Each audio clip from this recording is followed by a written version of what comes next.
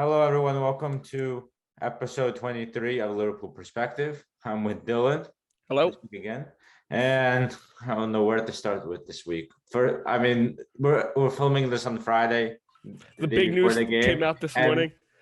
like just the news just came out. Ronaldo is not going to Manchester City.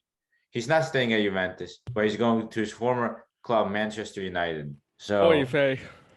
what do you think about that? Um, I mean, he's not going to be like '07 Ronaldo, at least.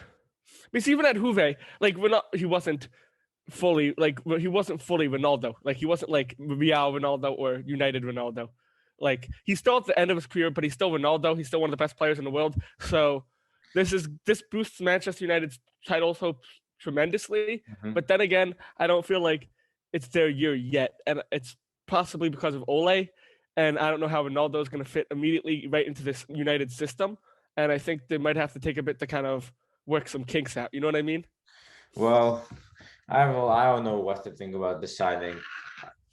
I mean, his stats are just even at his age phenomenal. With Juventus, he scored 104 goals in 140 appearances. That's And true. that, Well, he that in was three also years, getting. and he's been over 30 in those 3 years. Last year, let me look at Ronaldo's last stats last season. Give me a quick second. I think he had like 29 goals. Yeah, he had 29 goals and 3 assists last Was he year. the golden boot in the Italian league? Yeah. It's the Italian league, but still, and Well, the thing is, he definitely gets like the most shot attempts out of anybody in the Italian league. You'd even in the probably Euros, he almost got top goal scorer in the Euros despite his age. So he's still an insane goal scorer. yeah, But I he's just don't know still how he's going to fit into United right away. now. Because he's more likely to win a title with United next season than this season, in my opinion. So now the thing is this. I mean, it was either Man City or Man United. I thought he wouldn't suit Man City, to be honest, because I think the whole Pep Ronaldo thing is going to be a big thing, and I think Pep wants his team to be to press the opposition, and I think when you have Ronaldo, who's just going to be a target man, I don't think that's the player Man City will want. Man City is good enough And without I Ronaldo, and and I I think that's feel the only and the team that thing is, will say that. Ronaldo's going to be a big ego in the team. I Mm. think Messi would have been less of an ego overall, and he does have an ego in his as well. But with being with Pep, I think Pep would have been able to get the best out of him. I'm not sure if He Pep already would have. has. Pep already has gotten the best out of Messi Yeah, before, so yeah. With Ronaldo, I don't know how that would have necessarily worked because I'm not sure of the respect Ronaldo has on Pep, being his rival for so many years. So I wasn't surprised that Man City pulled out of the deal. I think probably the owners were really want him, and then Pep probably rejected it yeah. for understandable reason. And You can United was definitely the move for him. And I think you actually mentioned this in text message with me. How who's going to be the coach at Man United? That's what I was. Well, this is Is what I want to Ole get to going to with be? Ronaldo not fitting well right away into United because Ole doesn't have the not. It's not that he's a bad coach. He just doesn't have that force, or he doesn't have that energy that could control somebody like Ronaldo. Ronaldo, if he doesn't like what's happening at United in 6 months, by the end of the season, he could be saying, "I want out." Like, you know what I mean? Because it's his team now. It is Yeah. Ronaldo is the This is biggest. Ronaldo's team. And my other question, I was just gathering thoughts. Everyone's excited. All the United fans are excited. Like like my roommate Yasis, of course, does the Soccer Universe podcast. He was like questioning like why did Man City, why are we going for someone Man City rejected, and a few minutes, and then an hour later he started going crazy about Ronaldo, which is the best thing ever. But never, it's just so Not for crazy how us. everyone's so excited about Ronaldo, understandably so, by the way, because Yeah. Ronaldo's a superstar, and It's the and this is the and first he's a striker that United do need, right? this is the first I think moment the Premier League has had since Ronaldo. I mean, not even since Ronaldo left, but like usually the superstars. It was a Messi. Like I'd say the superstars are now. For a while there was Messi, Suarez, Ronaldo, Neymar. And now it's like Messi, Ronaldo, and Mbappe. Like you know what I mean? It's the big name players right Yeah. now. I think And the most of, Premier League didn't have any for a bit. And we had a lot of good players. We had all of our players. Even Van Dijk is a world-class player. But like now the world class players came here this is like summer. these are the names that my like people in the States know that don't even know a thing about football. You know what I Yeah, mean? for sure. But for United, he's going to be the striker that they need. That I think they do need a striker, like because Cavani, I'm not sure what's up with him. He seems injured. He's a little older. We don't know how well he'll do. Greenwood, he's going to be a star, but he's. I think he needs like another year to settle, and he can't be the main starter for Man United yet. So I think Ronaldo will be that guy, that focal point that United do need. But my question is how it'll impact Bruno Fernandes. Obviously, I didn't Bruno even think Fernandes about did that. want Ronaldo to come, but Bruno is used to being. Again, I think we discussed this with Portugal playing a few times in the Euros. Bruno wants to be the point of Bruno is to be the star, and now he's not going to be the star. So the question is, how is United going to settle that out? Because I don't think Portugal did a good job in figuring out how to balance get both of Bruno them to play at their best. Because Ronaldo played at his best during the Euros, but Bruno did not.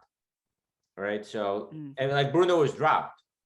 So like the question is, how will Ole be able to manage those two players? And that's the one thing that's the one question I have with the signing of Ronaldo, to be honest. They do have chemistry between each other, Bruno and Ronaldo, but how will that work for United this year? Because we saw how it didn't go that well in the Euros.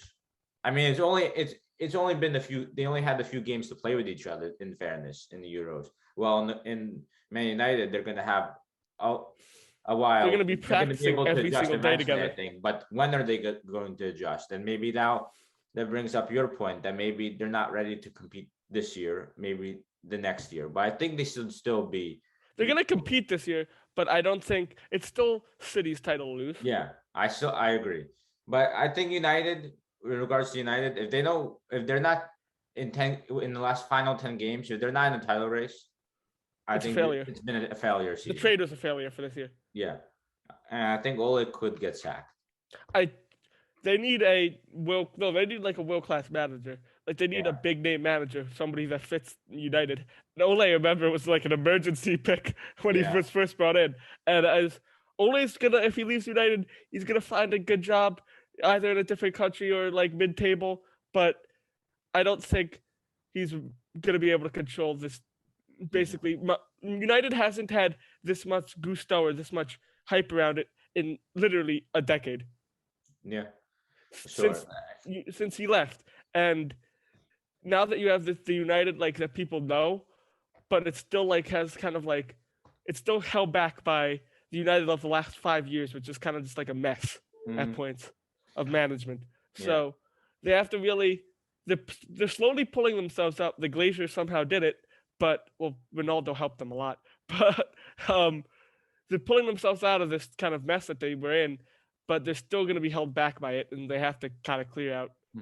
I mean, I have like two thoughts. I have two thoughts, kind of the same thing in regards to the Glazers, because I was surprised that United did not get defensive mid. They were unhesitant to get Ronaldo. I mean, obviously Ronaldo is the player, but I feel like United needed a defensive midfielder a lot more, a lot. Like that's like the spine of the team. I feel like they're missing that spine.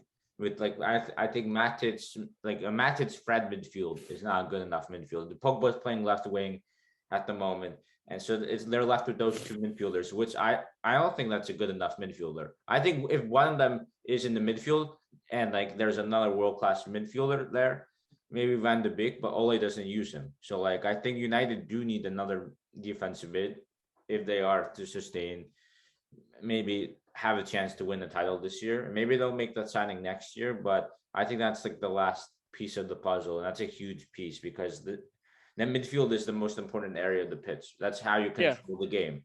And I think that would have been a more crucial signing than Ronaldo, in my opinion. So I think the fact that the Glazers never did that, I think just shows that I think they saw that commercial value of Ronaldo, and I think they valued that higher than the defensive mid. And I think it kind of gives the fans on the Glazers side a little bit because they got superstar basically. Like, I mean, if you'd rather like, this is also a money move. Like, instead of getting a defensive mid that might actually like do benefits for this season, you're getting Ronaldo who will benefit you for this season, not maybe to the extent of a defensive mid, but also brings in loads of money and multiple seasons of continued yeah, title chances. Like, you don't know, because if you get a younger defensive mid who's gonna prove himself, like he's gonna be a star player one day, he still has to develop. You know what I mean? You can't just there's a lot defensive mids that honestly have become one of the most sought out positions right now. A good yeah, defensive mid, because yeah, it's probably the most. You have to really balance the attack and the defense, and it's like you're literally in the middle of everything, as you said. yeah. I mean now everyone is basically panicking in the Liverpool end. Like, we're not making signings, this and that. But I feel like in every I think our squad is still good enough. I think the only thing we still need is like a forward, like another forward, like backup instead of security. Maybe a midfielder to replace Genie, but I think with Harvey Elliott coming in, I think even he could play that mid position as we saw against Burnley. We'll talk about a little bit later, or he could play right wing. I think that will be fine, but like I still think we need maybe another forward like Jota, similar to that. But it looks like that won't happen. But again, if we look at every single team right now in like the top four, there's a weakness. Like, there's one player that I think each team needs to have it. Like, Each team I has a think weakness. like Man City needed a striker. They didn't get Harry Kane. Kane decided to stay. They didn't get they need a Ronaldo. striker. Uh, Even like their defensive backups, I'm not really 100% impressed. Their left back, what happened to Mendy? I mean, Mendy wasn't really starting anyway. I just had a really bad thought. You know how Mbappe is trying to get out of Real? If that falls through like it did with City, and then he actually goes to City, that's I feel like something entirely that could happen for some reason. Yeah, so that would be. So yeah, the Because I left know back. I mean, the left back Man City is still weak. Shevchenko. I actually mean, they that's had true. that for many years, but I still think it's a weak point for Man City. So that's two weaknesses I see right there for Man City, for example. For Chelsea, I think we were talking about this in the opposition preview with Liverpool Chelsea. Tim came on, and that's going to be later on in the episode. It went longer than we expected, but regardless, Chelsea is still weak. I think weak in depth in the midfield. They only have two mids that kind of stand out to me. I mean, three. Sorry, they have Conte, Kovacic, and Jorginho, and their bench is basically Loftus-Cheek and Ross Barkley. So I think that they're thinking to get Saul. I think that may be a necessary signing, something to back up their midfield. That's one weakness, but overall, I think Chelsea have a great squad. And Man United we just discussed. So I think every team has their weaknesses, and there's like a few injuries here and there.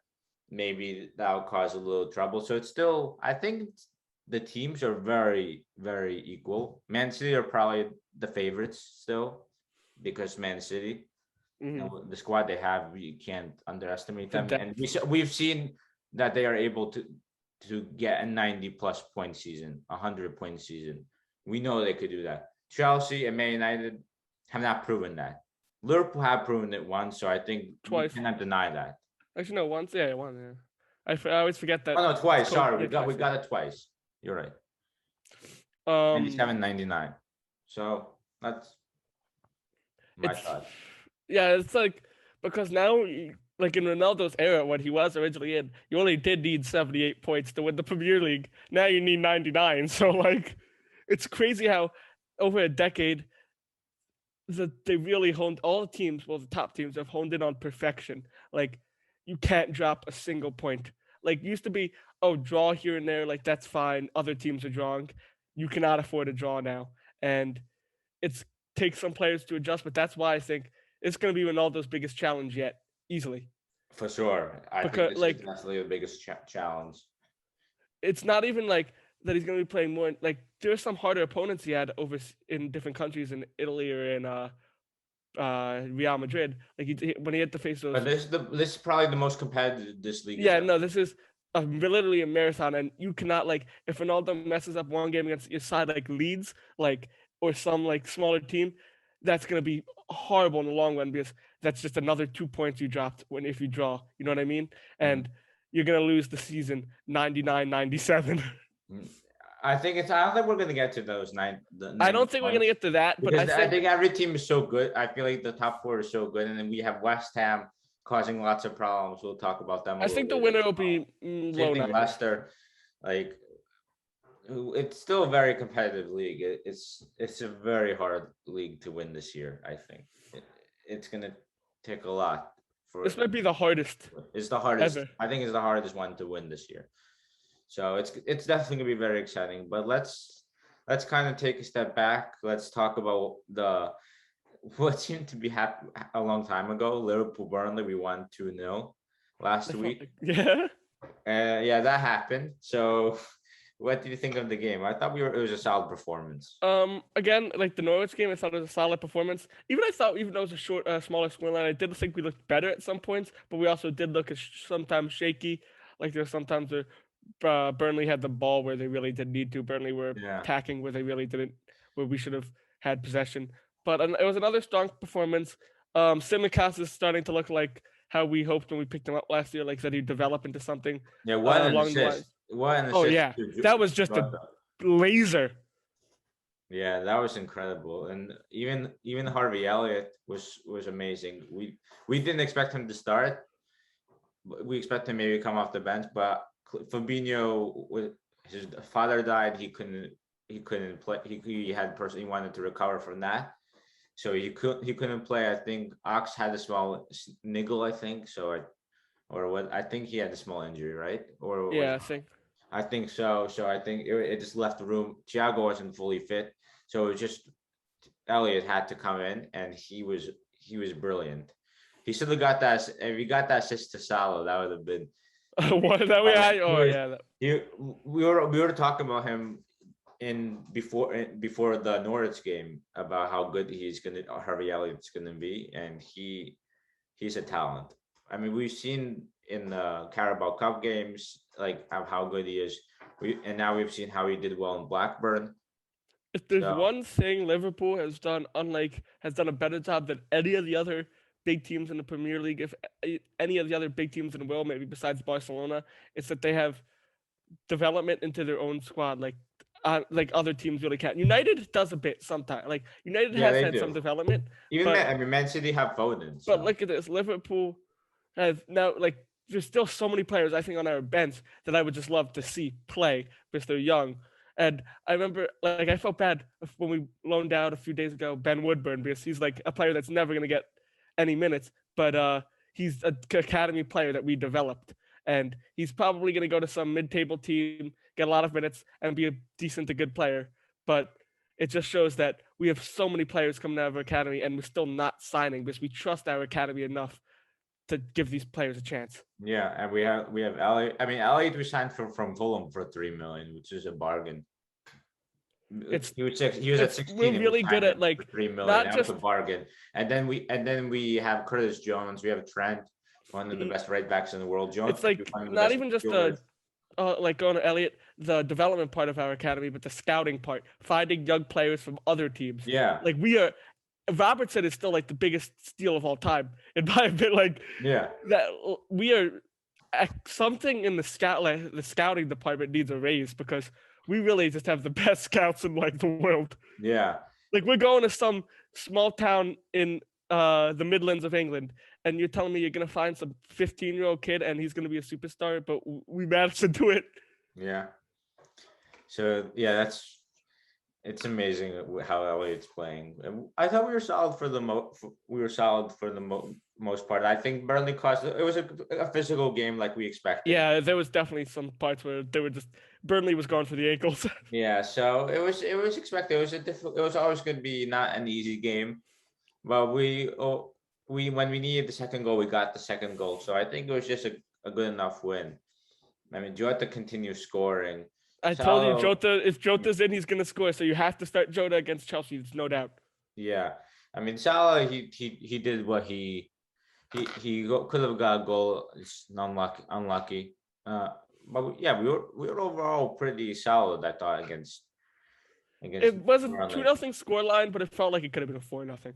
Yeah, yeah. It was. I thought it was just a decent enough performance. The Trent didn't scoreline Trent and also some of no. the Didn't Trent get an assist? Yeah, Trent got an assist as well. Too. Who scored the second goal? Oh, Mane, right? Mane got the yes, second goal. Jota and Mane. Yeah, and Trent with the beautiful pass to Mane too. And we need Mane to get goals as well. So I'm nothing really to complain about. I mean, Keita was good again. So Going I back think to what's it called, Simicast, it's good that beyond because Trent was our main corner taker, it's like we have now a few players that can yeah, take these corners really Shimaka's good. corners. It's Yeah. insane. It's really insane. It's just lovely to see. Who do you think your man of the match is? It was Simicast, yeah. I agree. Shimaka's unbelievable, to be honest. Great to see just a young scouted player out of Greece. Like, yeah, for sure. Yeah, I agree. Well, I mean, we had a few other games that happened this last week that maybe people also probably forgot. But let's not forget about Man United. We were just talking about them a lot, and their midfield net. They tied Southampton 1-1, which I really enjoyed. We thought Man you United were was going to shocked. hammer I remember Southampton. last week you were talking about this going to be another 5-1, 4-0. Oh, like, yep, and they just bottled it.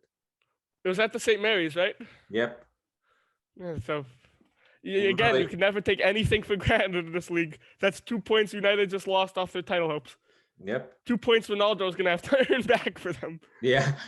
I mean, Martial was at striker. He was absolutely terrible. I don't know what happened to him, but I love it. I mean, the Matic and Fred midfield didn't go well, especially Fred. He was awful. I mean, to be fair, Bruno was fouled in the Southampton's goal.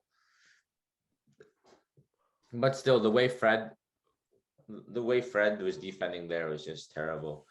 So yeah, it was lovely to see. And I think Southampton could have maybe even clinched the win as well. But I think the obvious scoreline we saw was the Man City game, but like, I mean, the Man City game. Listen, Norwich. we beat 5-0. I said 5-0. Did I tell you? I think you did say 5-0. No, and they always win 5-0. Money. That's not. It's. You don't have to be the genius to predict that. I mean, their last meeting was 5-0. The meeting. I mean, I'm not surprised. Like they won 5-0.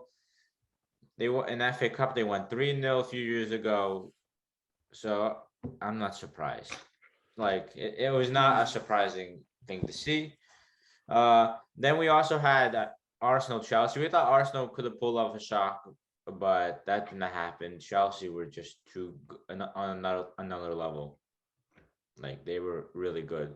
Did you get a chance to see that game? The Chelsea Arsenal one? Yeah. I saw some of the goal highlights on Instagram, but it did look like Chelsea was just in domination. Like Arsenal's gonna be a mid-table team probably this year. Yeah, they will. I mean, right now they're in We've said that so much. Zone, so we'll have fun with that, seeing that. And then Arsenal play Man City this week, so that sounds great for them.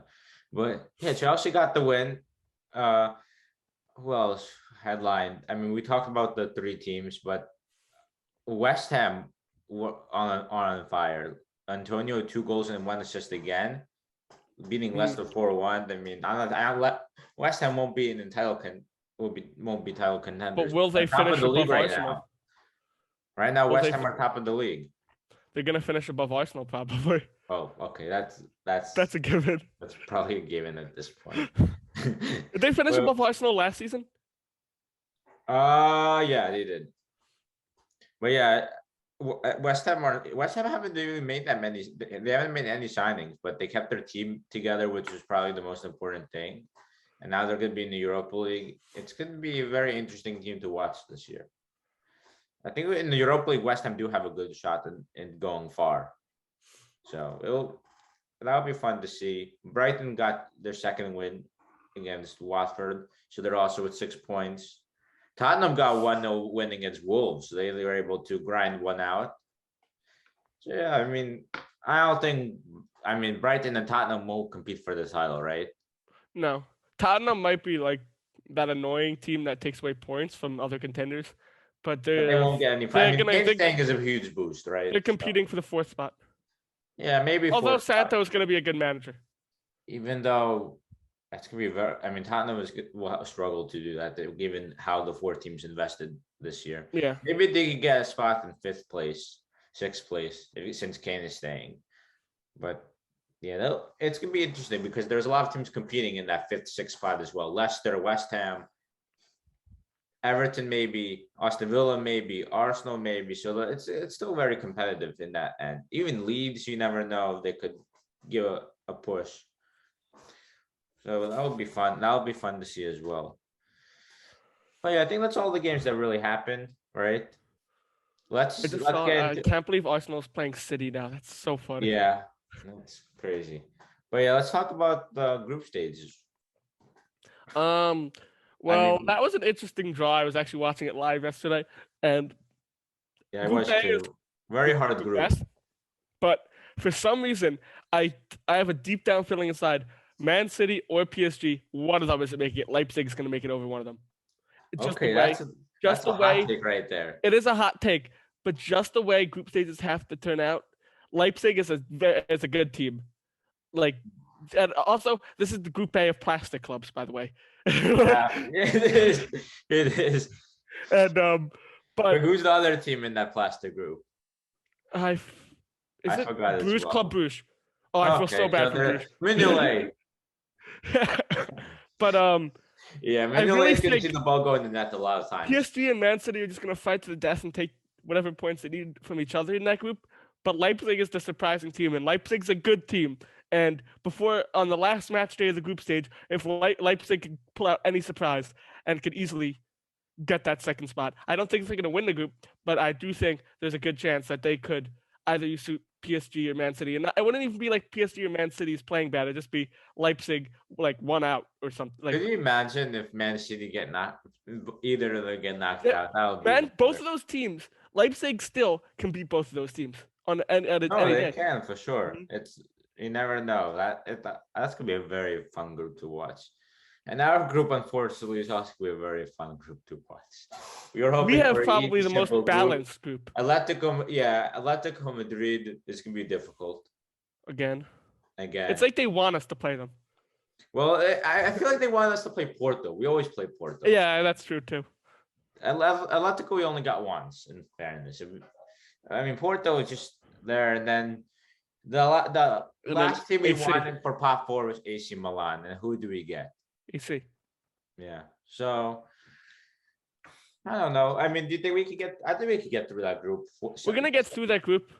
Atletico is probably gonna win it, but we really just gotta watch out for AC. I think we'll probably win the group. Atletico usually are underwhelming in yeah, it's true. But the thing, it's really dangerous because any of those other three teams, like Porto, makes the last. I think it'll be a very Porto usually make it to the next stage, so it's gonna be a very tight group. Even like Atletico Madrid, Porto, that's a very even game. Did you see that the Portuguese league is rated a higher coefficient now than the yeah, Ligue 1, I know, which is crazy. because 3 of the Portuguese teams made it to the Champions League. Lisbon, Porto, and only 2, Benfica. only Lyon and PSG, right? Yeah. Monaco got unlucky, to be fair, against Shakhtar. Did you see that on goal? No. It was like it was 2-1. I think it was like 2-1 Monaco, and then it was gonna go to like penalties, and then the own goal Monaco conceded was like just brutal. Yeah, it was brutal. 4 minutes to go. Oh. So it was I mean, so I guess the France were unlucky in their own way. So yeah, I think it's gonna be a fun group to see. We'll see how it develops. I'm not really sure how the fixture. I didn't really see what fixtures. Who do we actually play in the group? Let me see. I'm curious, like what run of games we actually have. Okay, I'm not sure if we have the group stage fixtures yet.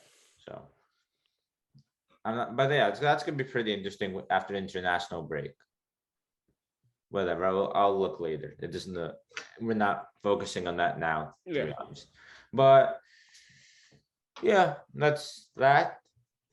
What else did I mean, Chelsea have an easy group now since Ronaldo left Juve.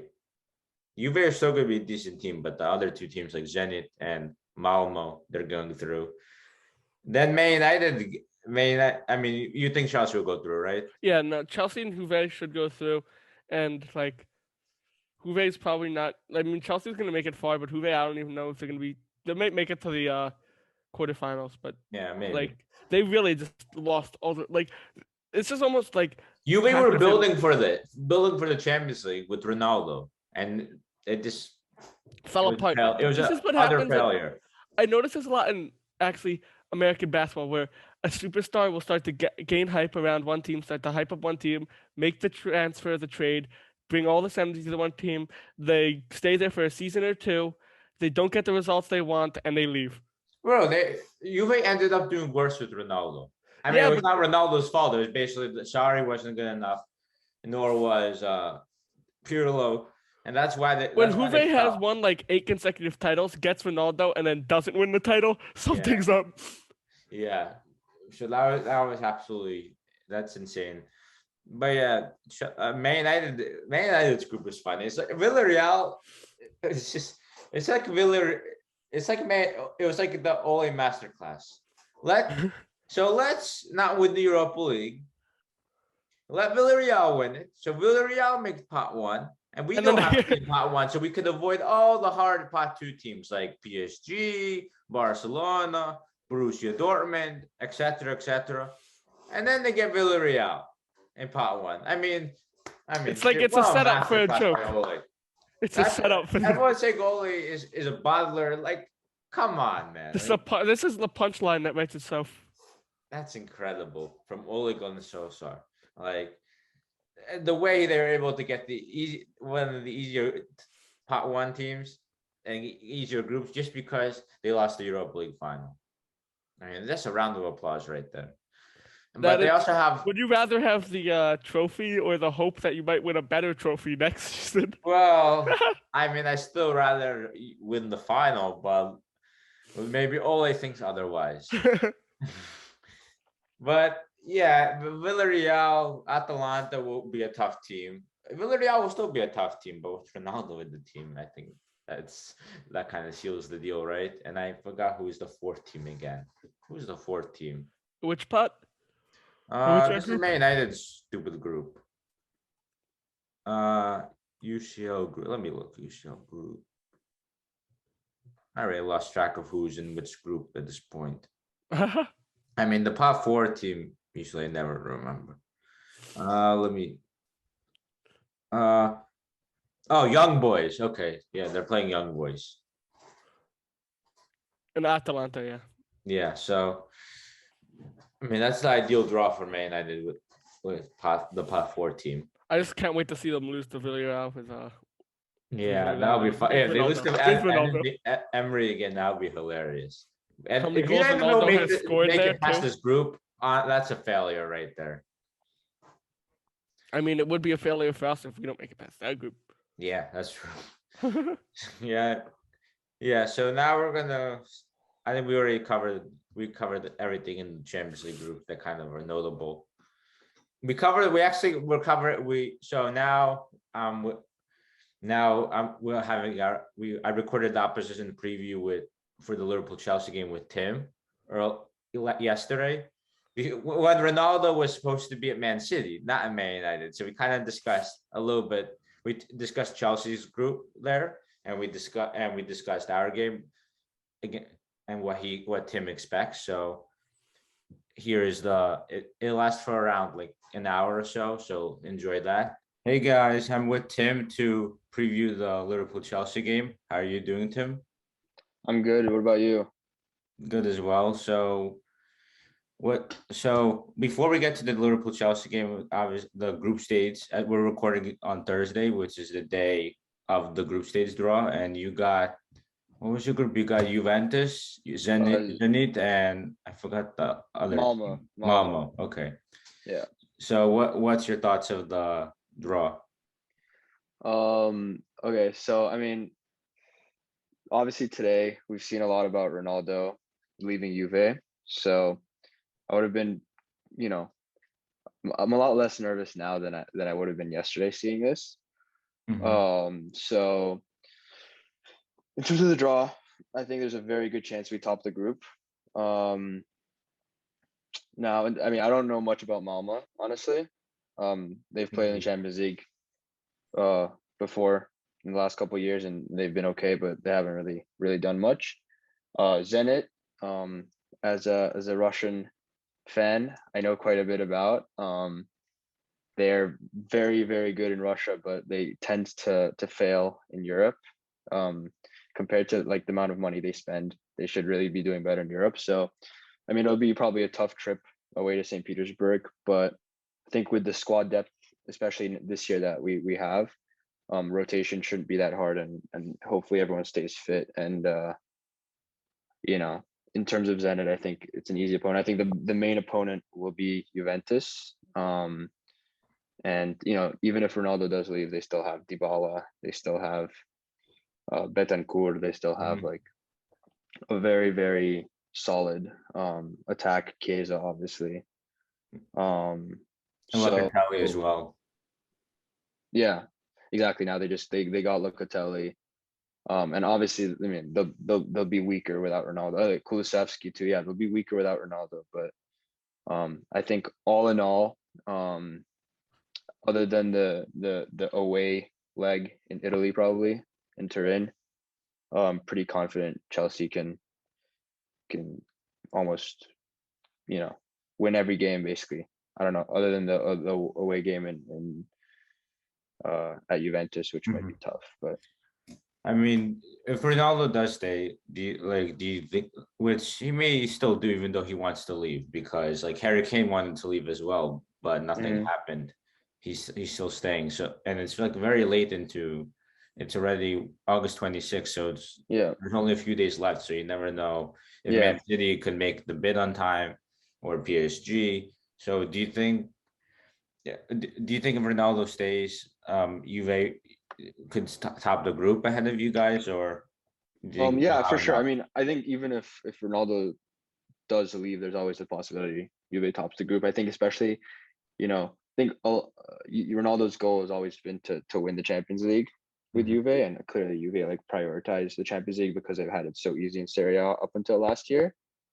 I think that this year, once again in the Serie A, their favorites. Inter lost Conte, Inter lost Lukaku, and Juve swapped Pirlo out for Allegri, and obviously Allegri is a really good manager, a lot more experience than Pirlo, and with the players he has at his disposal, with or without Ronaldo, he'll probably have a pretty an improvement on last year either way. So I think Champions League for them will be priority.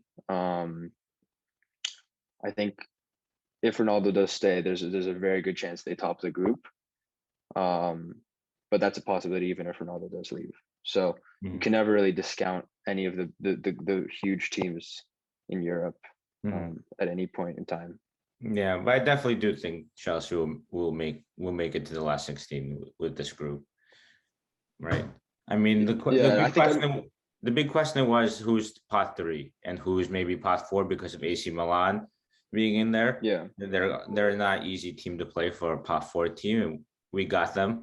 But yeah, I mean, that's a horrible group in my opinion. Yeah, that's a really I think like it is hard too. group for Liverpool. Yeah, I think we probably discussed this earlier, but yeah, I think it's not the best group.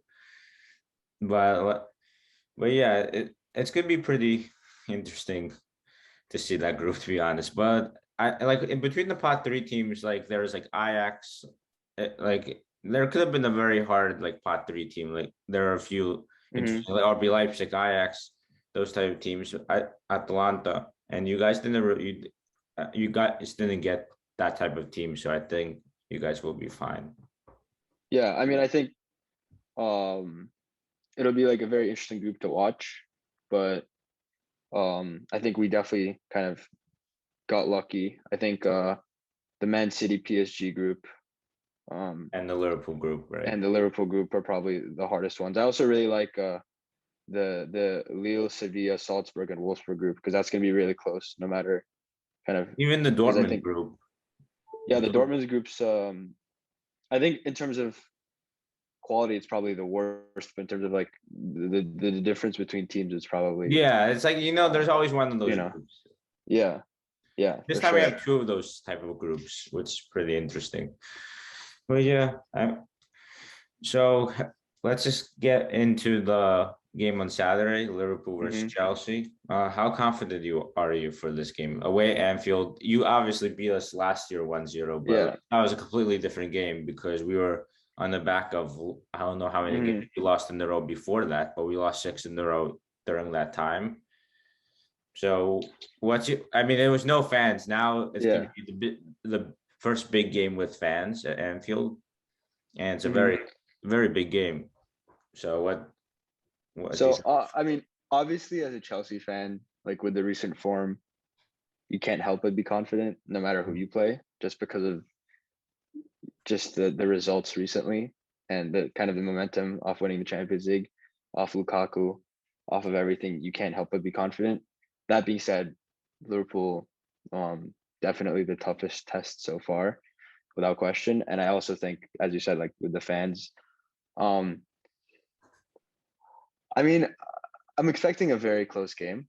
I think definitely it'll be very, very tight. I wouldn't put it past being a draw. I could easily see a draw. I think there will be goals.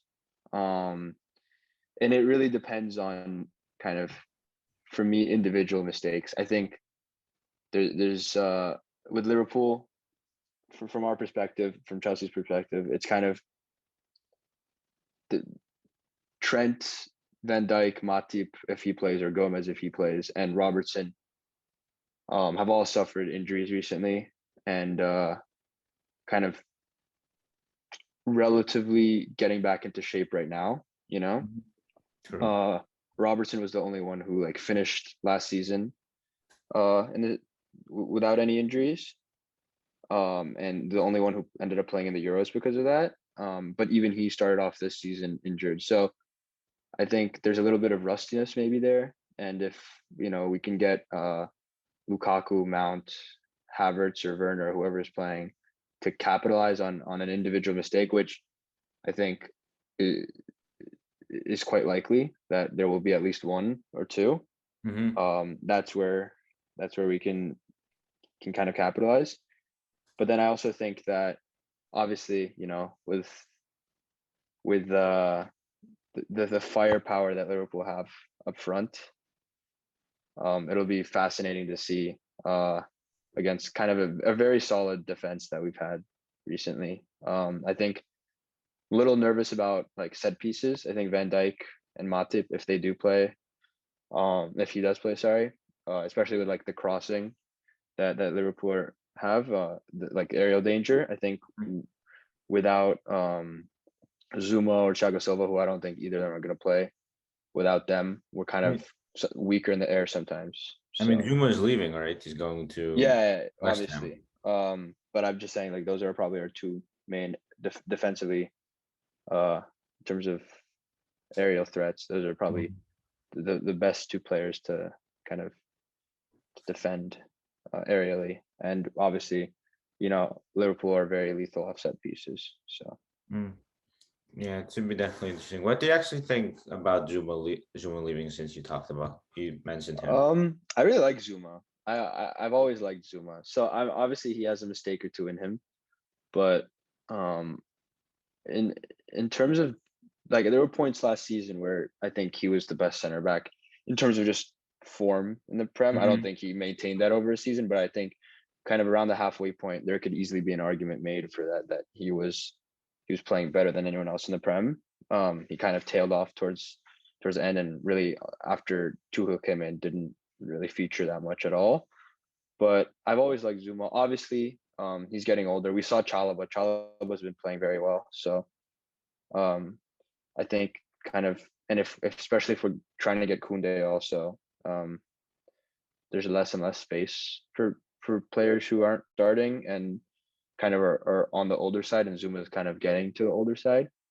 I think, if he does go to West Ham, that's amazing for West Ham. I think that's a great signing. I agree. That's a great signing. I think that's a fantastic signing for West Ham. I think wherever he goes, it's a fantastic signing.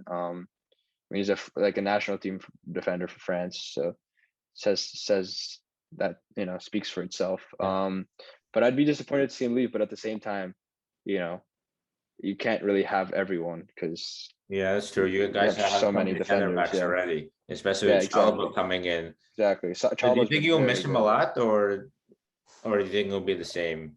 I think with Zuma, obviously he's been there a while, so clearly like he's in the dressing room, he's pretty influential. But in terms of, you know, on the field, I think under Tuchel he hasn't played that much. So seeing as if Tuchel does continue to be Chelsea manager for the next couple of years, that everyone obviously hopes would happen. I don't see Zuma playing that much. So while I'd be disappointed to see him leave, I do think that it won't really affect us as much because he hasn't been able to break through into that back line. I think now also with the form Chalobah's been in at the beginning, obviously Thiago Silva's still there. And if Koundé comes in, there's just a lot of players that may or may not be ahead of him in the lineup. Okay, interesting. So, what's your starting lineup prediction for the game? So I mean, I think obviously Mendy in goal, that's a given. Yeah, He just he yeah, he got got best best keeper of keeper. this. Yeah, Yeah. what do you think he deserved it? Yeah, I mean, I think honestly, like if we think about it, over that last season, um, for me, like no goalkeeper really stood out as like that much in Yeah, I Europe. So I agree. think it's Yeah. very fair to give it to him. He was very, very solid.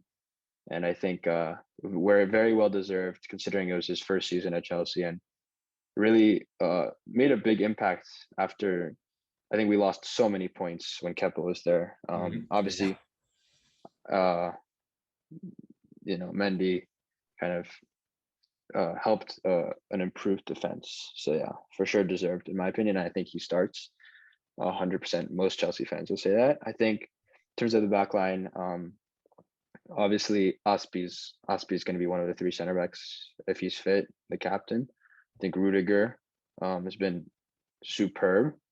Mhm.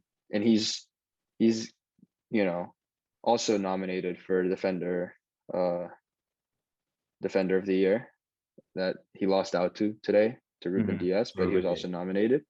And I Yeah. think Rudiger, I love Rudiger. He's so like he's He's a kind of like beast, isn't Costa. he? Yeah, he's Yeah, kind of like Costa, where like you hate to play against him, but when he's on your team, you love him. You yeah, know.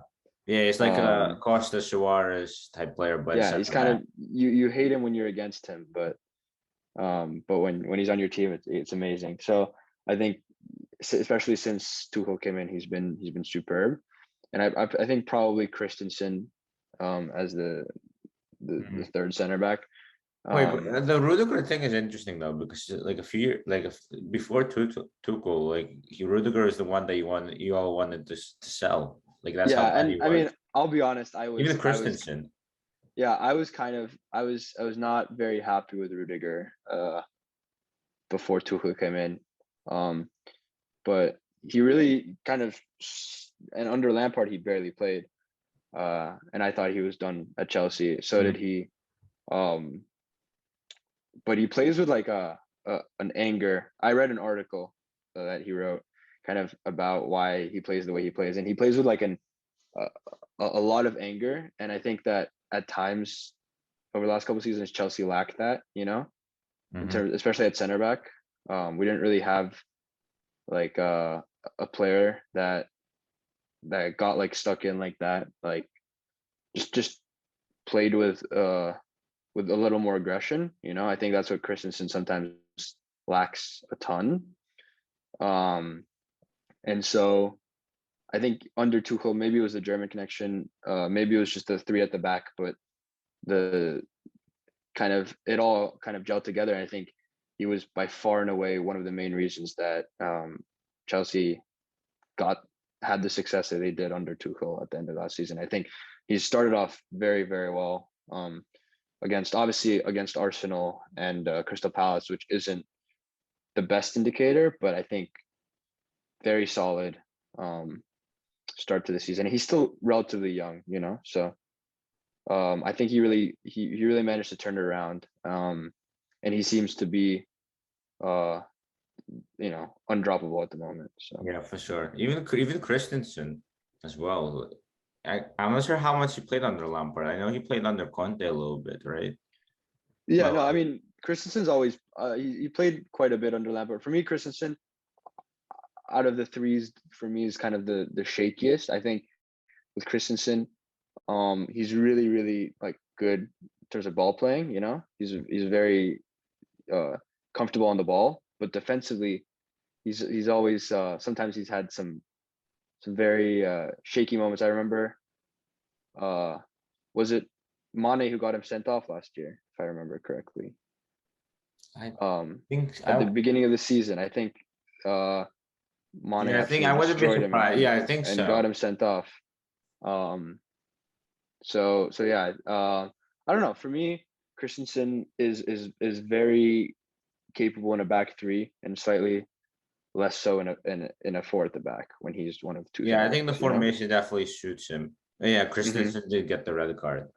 Yeah, But yeah, I think it's just the back three kind of getting the best out of Chelsea because I think under Conte, I think Christensen also on the back three. I'm not really sure, but like I think so. for which one? Conte. Under Conte, it was Cahill, Luis, and Aspilicueta. Oh, so Mostly. Christensen was not there. Okay. No. I thought he was. He was there, but he didn't play as much, if I remember. Okay, but he may have had a few starts, so I guess he was probably used to playing three in the Yeah. back at that point. No, he's developed a lot since then, I'd say. Yeah, and I mean, if he could score a goal like he did against Russia, then maybe. Yeah. No. Mm, Very yeah. true. But Hopefully not. so Hopefully not do you think on then Saturday. you think Firmino or Jota for Liverpool then? Because I think That's a good that question. has a lot to do with I think we're going to keep the same thing. I think it's going to be Jota, to be honest. But I'm not sure what Dylan thinks, so we'll see what he says.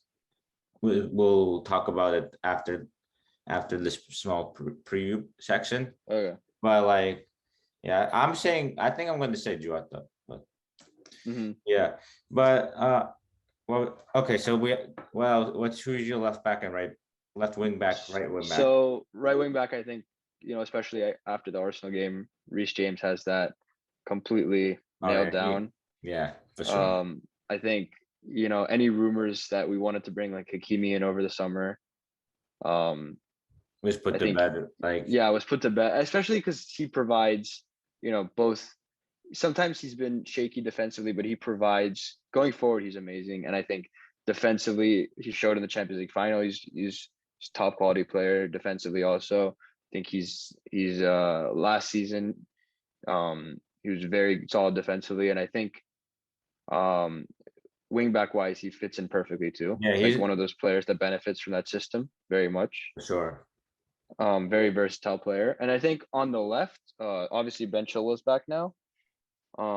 But Marcos Alonso with the start to the season he's had, again, one of the players that I think, honestly, in my opinion, horrible left back, but amazing wing back. One of the best, honestly, for me, one of the best in the world at wing back, but just a horrible left back. I don't know how it is, but when it's a 5 at the back, Marcos Alonso is amazing. When it's a 4 at the back, Ben Chilwell 100% all the time for me. But obviously against someone like Salah, you kind of do want more defensive stability. So I'm not sure exactly if Alonso will start over Chilwell, but I think based off form, he fully deserves it. He's been really good to start off the season. I have him in fantasy actually. No. Yeah, but Alonso's one of those players as well. Under Conte, he was also a wing back, and so that's how you guys won the league because of him and Victor Moses, and you guys are doing the same thing with Alonso. Yeah, I mean defensively, I think he's not great. Yeah. Honestly, I think. But the fact that we do have that 5 at the back really, really does help him. Yeah, that's true. And especially even against Arsenal, he was really good. Crystal Palace, amazing. Always has a free kick in his locker. Oh, that's true. Yeah. But honestly, who do you think will actually start? I think Alonso will start based off form, but I really, really wouldn't be surprised if Chilwell starts because we need the defensive cover on Salah. Like it's a 50-50. I would go for Alonso. From the outside, I think Alonso will probably start due to his form, and Yeah. I think due to the fact that Chilwell just came back from injury as well. Exactly. So you don't want to throw him in the deep end against Salah. Yeah. And But I then- actually have a question. So Yeah. Christensen and Chilwell and Alonso are on the same side, aren't they? Yeah, so they're both left backs. Like they're both like left left center back, and so that could be definitely. Christensen. Oh, sorry, Christensen. I thought I said Chilwell. Christensen for me is a no. Where does he usually play in the back three? Like, does he play in the left? In the side middle. or- In the middle. Oh, if I remember correctly, yeah. And then So you can Rudiger's have usually on the Rudiger left. on the left center Yeah. back, right? Rudiger's Okay, usually so on the that left. kind of gives a little bit of cover. Yeah. for So I think Alonso. in terms of last season, a lot of the times it was Thiago Silva, Zuma, or Christensen at the center, and then Rudiger and Aspi had the kind of left and right sides nailed down. What happened to Thiago Silva? Why is he not start? Obviously he got the injury in the Champions League final. So that was the last he played. I mean, he still played for Brazil, didn't he? Yeah. So I think he's had his injury issues. I also think that we've been on such good form that it's kind of hard for him to get back into the side. But I think honestly it's just other people's form. There's been some injury talk here and there, but I don't think, I mean, there's nothing serious. So I think it's mostly just other people's form. It just whatever is working. Yeah, exactly. Okay, so go to your midfield then.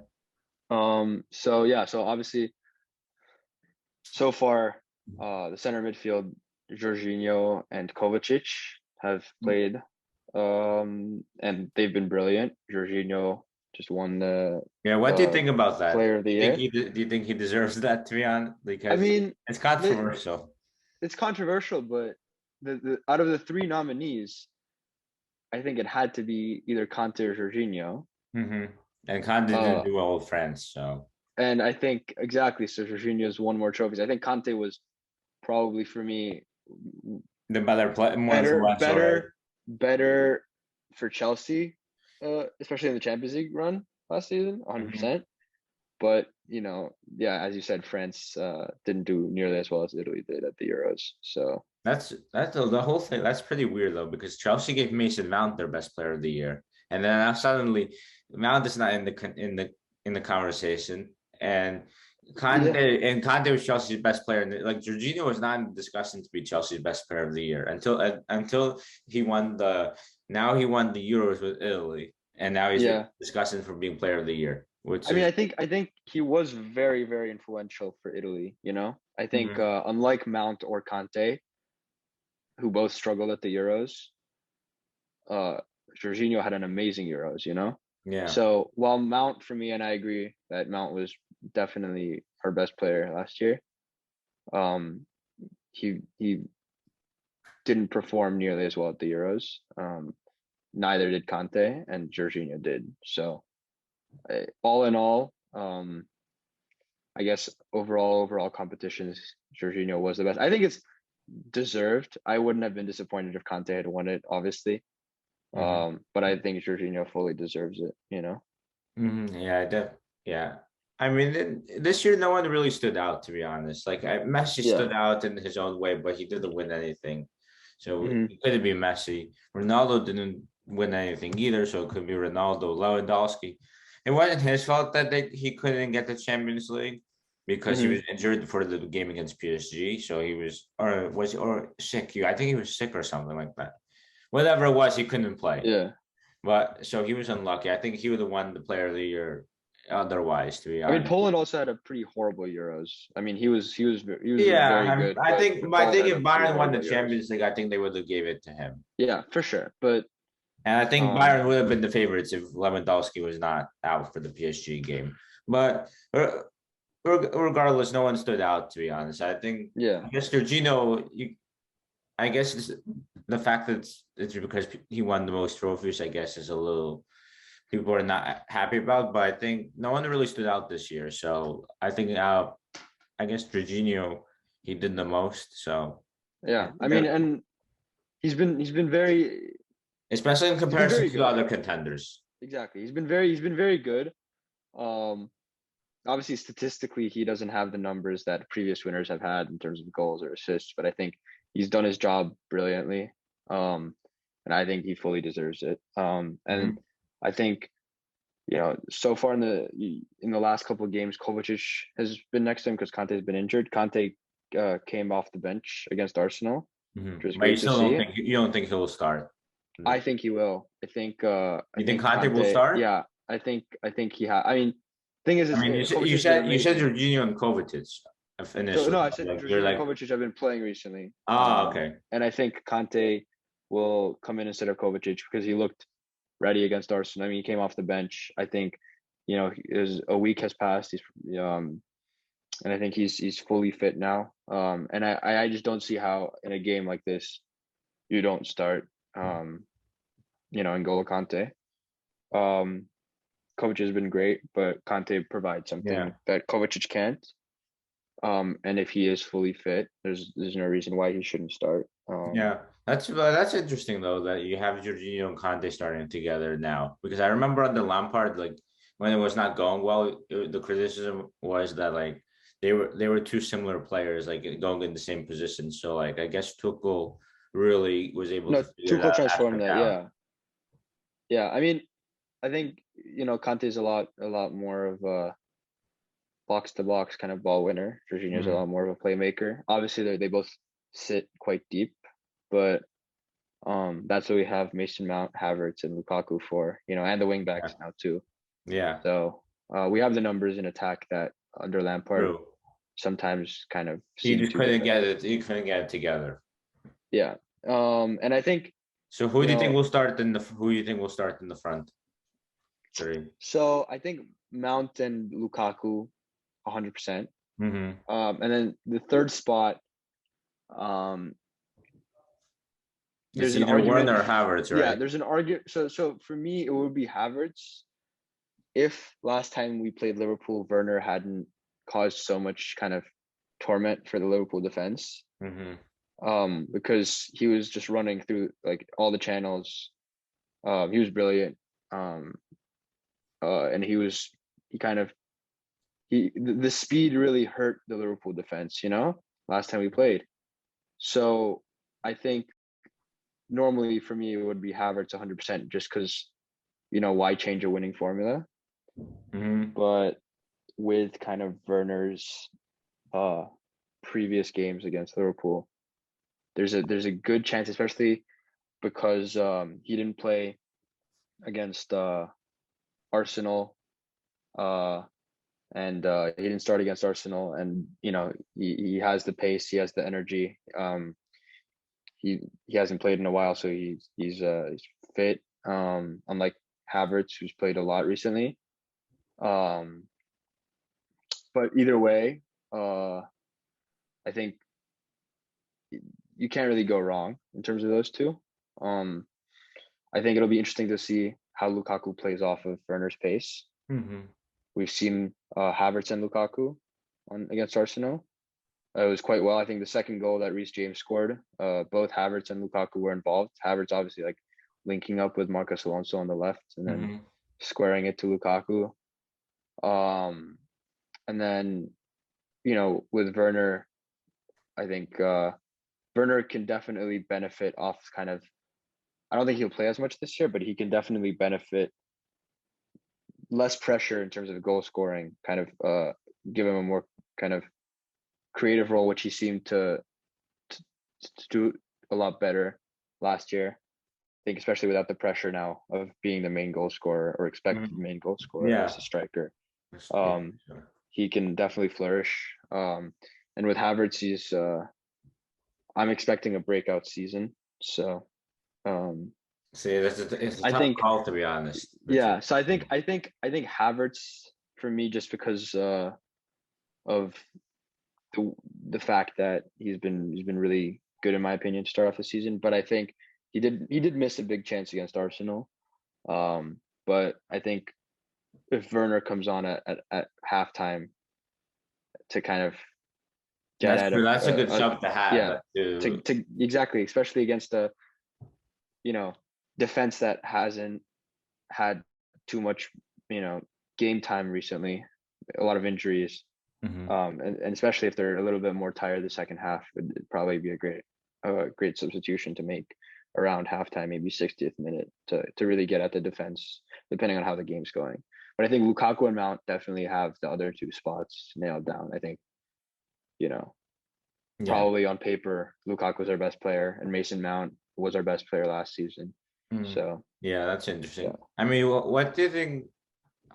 My questions are like Mount and Lukaku. Like first to Mount, like how well do you think Mount will do this year? Because he was good for Chelsea last year. This year, obviously in the Euros, he was disappointing, but like he's young. He's still young. We have to remember that. Like, how do you think he will do this year for Chelsea? I mean, I think I hope, and I think there's no reason he wouldn't be just as good. Every manager, whether it be Lampard, Southgate, Tuchel, seems to love what he does. Yeah. Yeah.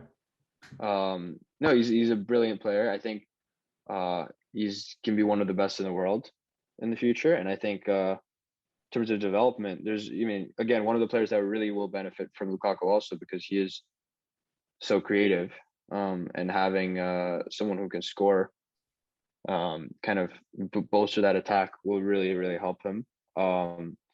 And I mean, he seems to have done pretty well with the pressure last season. He's a Champions League winner now, a Euro finalist. Despite not having the best Euros, he did play a lot in the Euros, and he was pretty crucial. And he didn't have a horrible Euros. He didn't stand out. It wasn't really great, So I think there's no reason for him not to be able to continue. I think really, in 5 or so years, he'll be one of the best players in the world. I actually have no doubt. No, and I didn't really think that when I first when he first started out under Lampard. Yeah, he was like more temporary, right? I mean, I thought he was kind of closer then to what he'll like the end product, but last season he really broke out. So I thought the season before last, I thought that's kind of the level he was at, but then last season he kind of took his game to like a insane, completely new level. So Lukaku came. Now you guys have an in-and-out striker. Like, how big of an impact do you think it'll have for you guys this year? Like for this game, like and like the rest of the season. Like he scored his first goal against Chelsea. It looked like a player you guys needed. And I mean, I think Arsenal isn't like the greatest test in terms of like because they're going through their own struggles. Pablo Mari had a horrible time against him. I think most Premier League defenders will struggle just as much as Mari struggled against Lukaku. I think if he scores a third of the chances Timo Werner was given last season, he'll have 30 goals this season easy. I think, and a third is obviously for someone like Lukaku.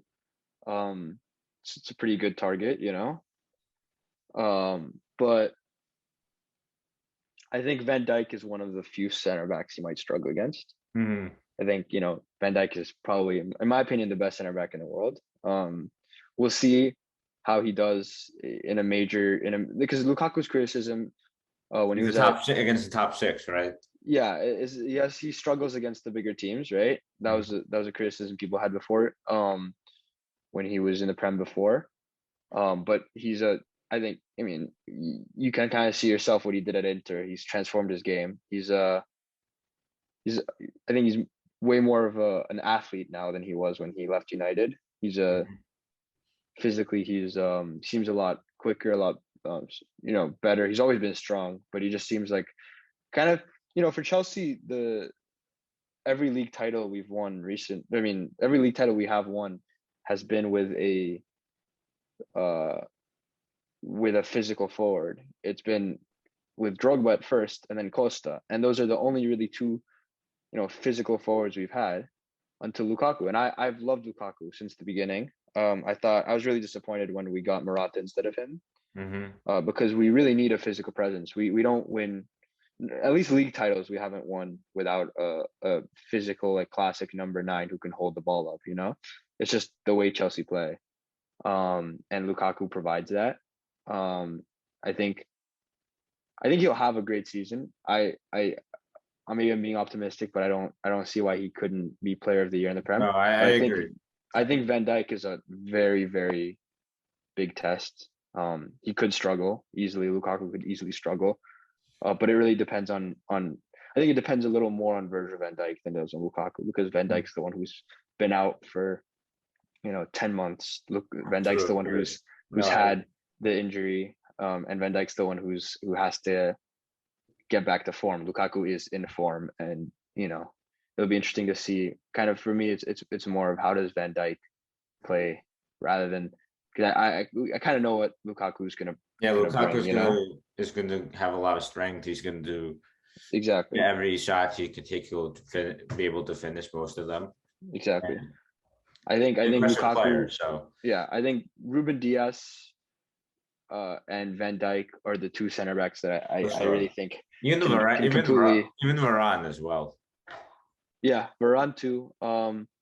It's about the top games, clearly, but I think Lukaku showed that. I mean, in Inter, he played against Juventus and against Chiellini and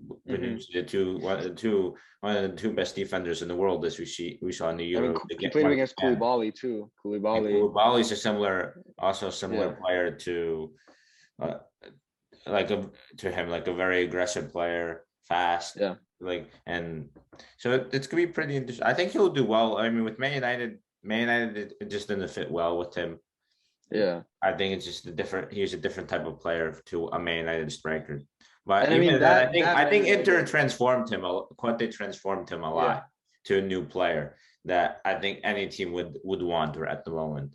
I also think that Man United was significantly worse, just player for player. Than Man United. I think it just wasn't. United were just not in good shape, and it's very hard for a player who relies on service to be able to perform. No, I agree. In the situation like that, I agree. But I think, again, it seems like kind of since the way we've gone through this team, I've been very optimistic and praising everyone. But honestly, for me, I'm not usually like this, but at this moment in time, it's very much deserved. I think this is kind of the most optimistic Chelsea fans have been in a while. Speaking about the optimism, I mean, we were, as you said, we were talking about the squad. We guys have so much depth. You're deciding between Werner and Mount, and Werner and Mount. Well, Werner, maybe Mount, and maybe Havertz, maybe Lukaku. Yeah. So you guys have a lot of depth up front, and even with injuries, you guys should still be fine. I mean, Thiago Silva will not, as we said, he's not going to start regularly. I mean, primarily do good form around, and another thing is his age. Maybe he'll play in some of the more big games. Maybe he'll start against Liverpool because of his experience. I think we cannot write it off, but he won't start every game, clearly, and he doesn't have to. And you guys are getting Koundé as well, probably, right? Either Koundé or Saul. But I mean, in terms of depth, we also. Who do you think you need between them more, Koundé or Saul? I think just because of. Normally, I'd say Saul, because of we have so many center backs. But I think whereas Koundé comes straight into the team and maybe provides a replacement to an aging Aspilicueta, and an aging Thiago Silva, Saul comes in and I don't think he gets in the team, even though he's a huge name. I think at the moment he's a bigger name than Koundé in world soccer, world football. But I think he doesn't break that, Jorginho Conte partnership up, just because they're both on such top form right now. So I think it'll be harder for him to get into the team, even though he's a huge name. So it might be better to get Koundé in, because even though we have so many center backs, it'll be easier for Koundé to get in the team than it will be for Saul, and it might be not worth the money to get someone in like Saul to then play every so often, get rotated with Kovacic, and kind of play second fiddle to Jorginho and Kante, in my opinion. Yeah, I mean, I don't know. I mean, Zuma. The fact you got rid of Zuma probably shows that you want to get Koundé. Yeah, But my concern, as you said, I mean, Zul may have a tough time, but like again, like I feel like your weakest spot is your midfield, to be honest, in terms of your depth quality. Like I don't I like. agree. I think depth wise, midfield is. But what I'm saying, But like and I Saul, do I think agree. Saul is like a bit more of a top player to get. Like you may need for like a midfielder, like I mean, Scott McTominay for Man United. Like he's not going to start for you guys, but like someone to come off the bat, like someone who could play a few No, games. I mean I agree. I think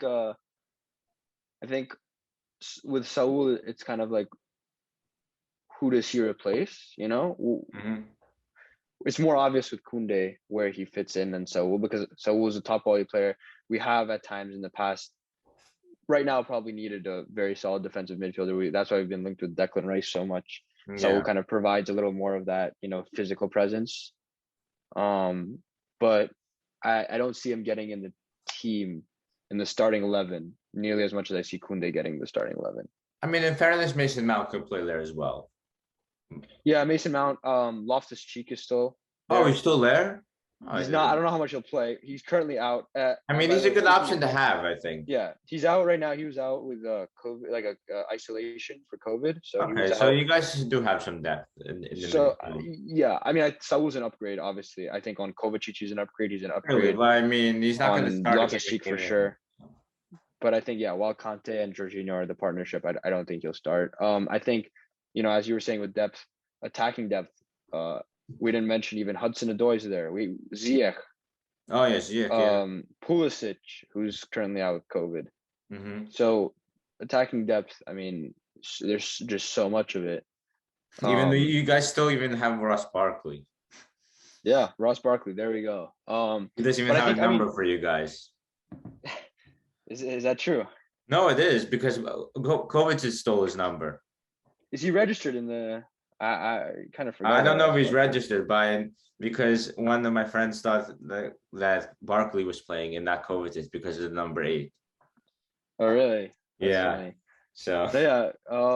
But I mean, Saul would be a great addition to the team, but I just think Koundé. I would prefer Koundé. yeah, interesting. Okay, so like, how do you guys think you'll challenge? I mean, everyone is saying because of your signings that you guys For the will Premier challenge. League. Yeah, like, or do you think, or challenge? Do you think you can actually win, or do you So think you may be like a letdown? I don't know. I'll be honest.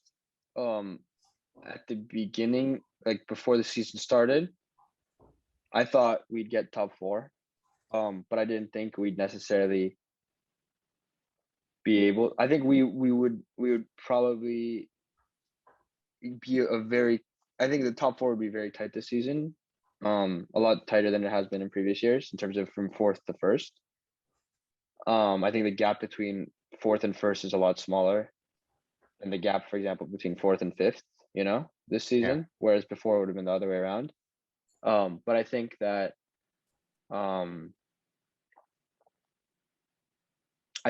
but at the beginning of the season, I wasn't that confident, seeing as the way we started and kind of, for whatever reason, I don't know why I wasn't very confident, but it's kind of gone now. I'm very confident. I think we can definitely challenge. And I can again, I hate to say it because I'm usually pretty pessimistic, but I can see us winning. Mhm. That being said, Man City are obviously, I mean, especially when they get Man City, Ronaldo, right? especially if they get Ronaldo. United look with the signings very, very strong. Again, they tied Arsenal's Invincibles record of like away games unbeaten. Liverpool seem to be back to full fitness, which Premier League champions when they were fully fit. So Mhm. it'll be very interesting. I think easily we can challenge. I think we can there's no reason we can't challenge for the Champions League either. Yeah. You know, I mean, I think you guys are a very young team, and yeah, you're and there's a good experience. you're like, and the thing is, you guys were developing for like a lot for years ahead, and the fact you won the Champions League so early on into like this whole process is a very good is such a big boost, and I think it gives that experience that this young squad needs. So because now like the Liverpool squad is European champions. Premier League champions. Man City squad is Premier League champions for so many years, not European champions. Obviously, Man United. Well, I don't think they'll challenge this year because I don't think they have the experience that it takes, and even their coach especially. But that experience is very important if you want it to fight for a title or to fight for the major competitions. So I think the fact that Chelsea have that now is so huge. So I think you definitely Chelsea. I think Chelsea definitely. Well, I think Chelsea do have a great shot this year. If not this year, the year next year will for sure. I think I agree completely. I think, you know, as you said, the youth is so important that we have all that youth coming through. I also think, you know, what's very nice is that we have a very kind of a lot of experience too, which it's not as obvious, but we have Thiago Silva, we have Jorginho and Kante in midfield. Azpilicueta, obviously. Lukaku's, you know, 28, I think. He's experienced. Quite experienced. Exactly. He played in top level for many years already. Yeah, you know, and I mean, Kovacic is quite an experienced player himself. He's won 4 Champions Leagues, I believe. Marcos Alonso is getting quite experienced, quite old. But I think there's a very good blend of youth and experience, and I think it's nice to kind of be able to have that, both the future prospects and kind of the mentality of being able to beat anyone nowadays. So I think this season, I think it's probably title race is probably the aim, right? The most team. Yeah, obviously it's the aim for Chelsea. I think it's also the most teams that we'll have in the title race, you know, since maybe the year that Leicester won, when there was, even 13, 14. I remember Chelsea were in it for a while until it was City and Liverpool at the end. But like you guys were close. I think with 10 games to go, I think it may be a 3-way race between the 3 teams: Liverpool, Chelsea, Man City. With 13-14, that was in my opinion, that was a worse Chelsea team than now. I think. I agree, and the Liverpool team wasn't great either. I'm just saying, like in terms of like how competitive it was at that point. Exactly. And I mean, I think a lot of that goes to Mourinho, because I think we had Samuel Eto'o, who's 33. We had Demba Ba, who's 30. We didn't really have any. No, I agree. All strikers are. I agree. So no, but it'll be a very interesting year. Interesting season, yeah, for sure, and kind of all around the Premier League, not just. Yeah, can I just also say, like, another thing is with Lukaku, he's going to have a point to prove this year. Because he fell in the Premier League last time, so he's gonna have like thing that Salah had when he left Chelsea. He wants to prove a point to Man United, especially when they play Man United. That'll be a very interesting game, because Lukaku spoke out a lot about the abuse he was getting in Man United and how unfair his treatment was. So he's gonna be really motivated for it, because I think he's a type of person who listens to that type of stuff, the criticism. Yeah, and I mean he's already in the Premier League top 20 all-time scorers, right? So he has over 100 goals. He's he can easily, I think, get to like 14th or 15th this year in that list. He's already like a proven Premier League goal scorer. Even at United, he had, you know, I think his first season he had double digits in terms of Premier League goals, if I remember correctly. But yeah, he did get a lot of abuse in the Premier League, especially at United. And I think he has a point to prove, not just to United, but also to Chelsea, you know, because Chelsea let him go in the first place. That's true. So I think that's a even more motivation there. That's a very interesting signing. That's a good point. Another thing, before we get your predictions, another thing that for the game. Another thing that like stands out for me is Tuchel and his tactics of how he made Chelsea such a solid team. Yeah, It's a very for hard sure. team. Even before it was a hard team to beat. Now now it's going to be a hard team to defend against. Yeah, no, I mean that's exactly like just like you said. The defensively, it's a defensive minded kind of tactic But with with very good offensive players as well. with some very offensive players in it. So it's very, very interesting to watch. I really think in a system like that, when you have that much quality, just across the pitch, it'll be crucial how the wingbacks play against a team like Liverpool, because if you get Reece James and Marcos Alonso forward and you get the service into Lukaku that he had against Arsenal, even though he only scored one goal, he had a lot of shots. I don't remember particularly how many, but there was he had a lot of shots. And he had some very good service. I think if you get, whether it be Chilwell or Alonso on that left side and Reece James on the right side, kind of in behind, and because you don't want them to be defending, you don't want them to be back there trying to prevent. Obviously, you want them preventing Mane and Salah from doing anything. Also, Robertson and Trent, but you don't want them to be in their own half all game, kind of under that pressure, especially. Yeah, that could easily happen in this game. Exactly. That's the biggest worry I think for Chelsea. Yeah, Trent bombs forward, Robertson, or maybe if Robertson is not fit, Tsimikas 100%. Tsimikas, what will happen what will happen there, because Tsimikas is also attacking fullback. He's played very well in his first two games. So all that stuff is gonna be very interesting to see how Reece James handles it, Alonso handles it, or Chilwell, whoever it will be, because Chelsea haven't been tested against Arsenal nor against Crystal Palace. They're good. Arsenal are a mid-table team right now, and Palace are a team that could get relegated. So we have to keep that in perspective as well. Yeah. So this is the big test for Chelsea, right? Another question is who starts for Liverpool in midfield, because Harvey Elliott was really, really good against Burnley, I think. Yeah, he was. Yeah, that'll be whether he gets to start against Conte and Jorginho, which is slightly more of a challenge, So yeah, that's true. That's gonna be a big test for whoever the midfield will be. Yeah, exactly. But I think. But yeah, what's your prediction? I predict. I can't really predict who will win because it's just such a close game. I'll predict a draw, honestly, and I predict goals. So I'm gonna say 2-2. Interesting. I think there'll be goals for sure, both sides, despite really great defenses on both sides. I think there will be goals. I think there's Salah and Mane, Jota, Firmino, whoever plays, guarantee goals. And I think on the other side,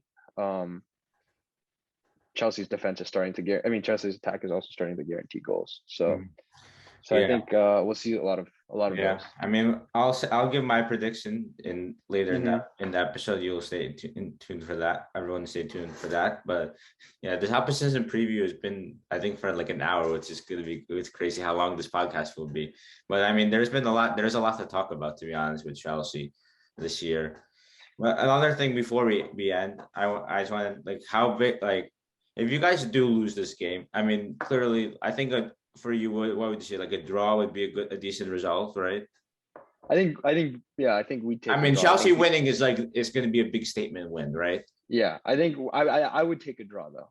Yeah, but if you guys lose, are you which definitely can happen, right? Anfield. Yeah. What do you think the Chelsea perspective will be if you guys lose this game? Is the titles and the title hopes in a bad place right now?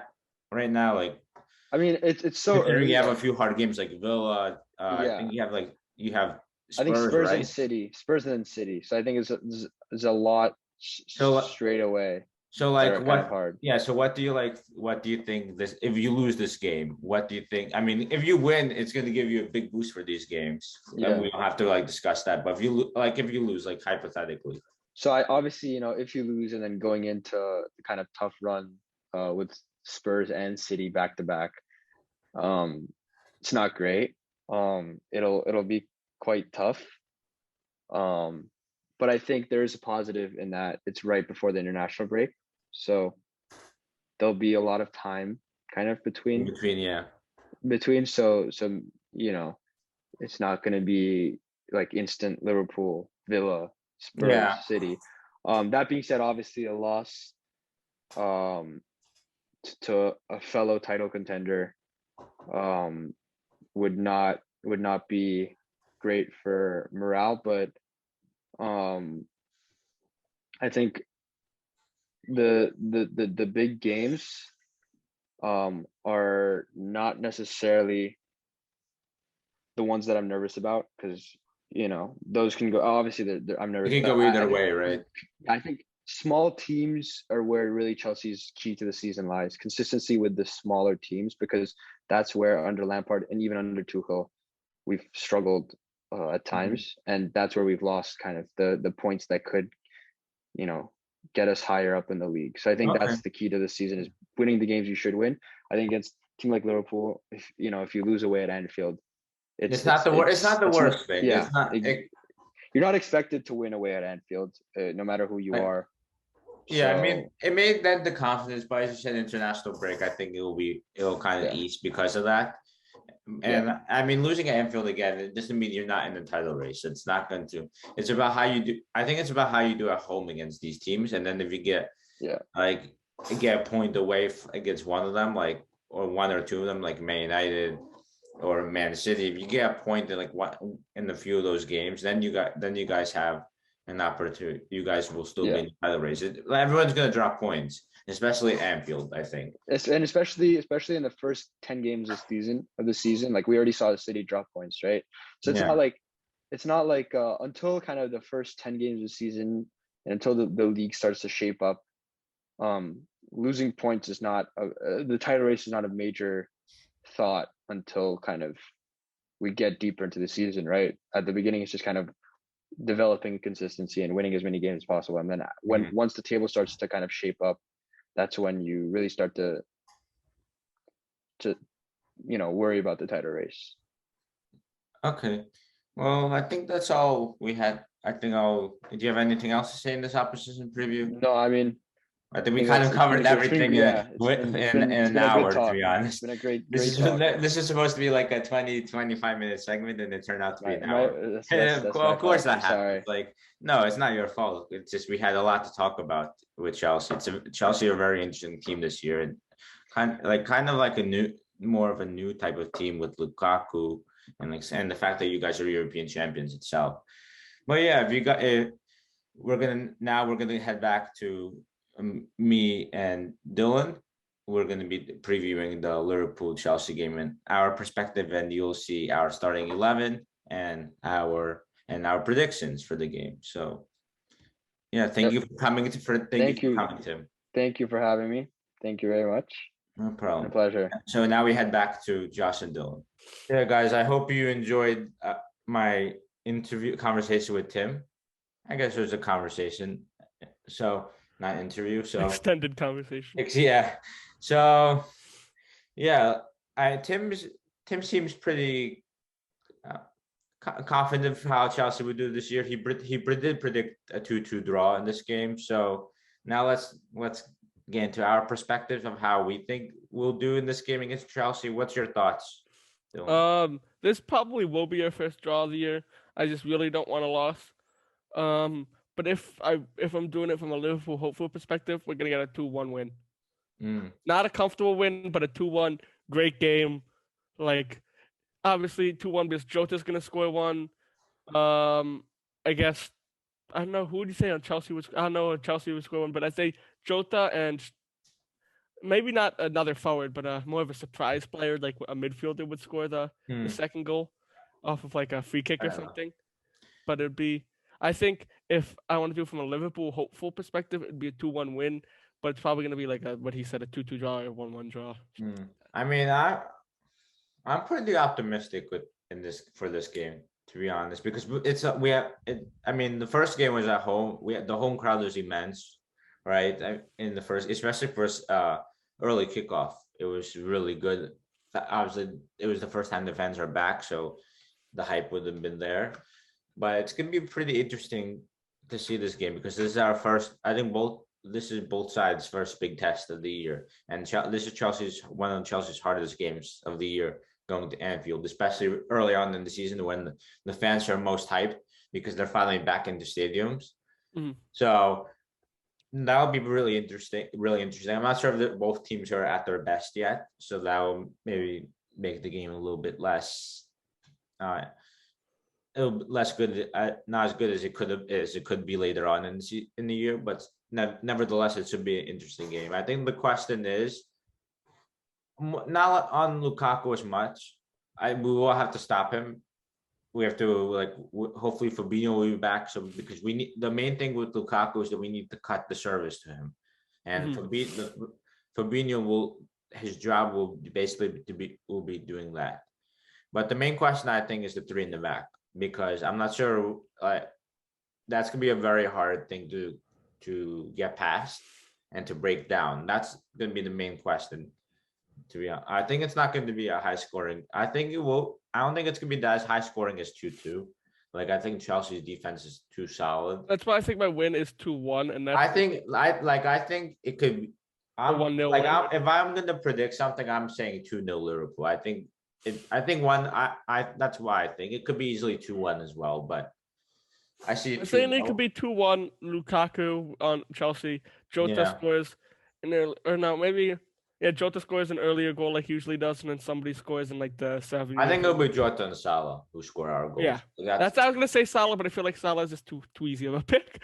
Yeah, that's my. I just really want to see one of the midfielders make a move. You know what I mean? Yeah, make a good kick. So it's gonna be. But again, it's gonna be very interesting to see how we play against that three in the back system, because it's a very solid team, and it's a team that keeps the ball a lot.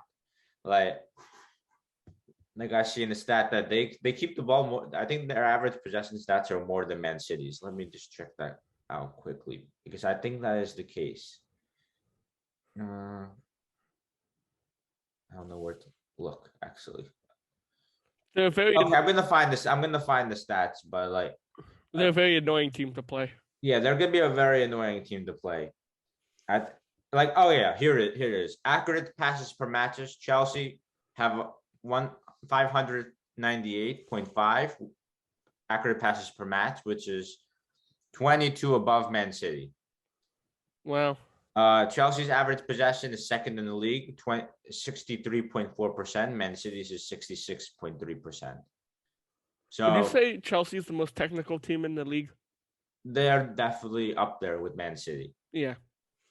So they're also like a high pressing team as well. It's gonna be annoying because they're gonna press us, but also slow the pace of the game down. So we really just gotta tight up our defense, get the ball, and then start. As soon as we get the ball, we gotta start on the counterattack. Yeah, so it's gonna be very similar to remember when we played against Man City a few years ago. It's gonna be that type of game, similar type of game. But the only thing is that Chelsea are playing their formation with three in the back. So what's gonna be all about is trying to get past Reece James and Alonso or Chilwell. We don't really know who's going to start there. So that's the main question, whether we could be able to go through those lines. Maybe Jota speed, because I think Jota will start. We'll get into our starting 11s. He should be starting. Yeah. He's a free goal right now. And another interesting thing will be Jorginho, because Jorginho, he got Player of the Year. Whether you think he deserves it or not, we discussed that. I discussed that with Tim earlier. But that's gonna be a very interesting thing as well. How do we stop Jorginho from completely controlling the game, and not like controlling in the way that Chelsea will have too much of the ball, and it will be a matter of time before they score.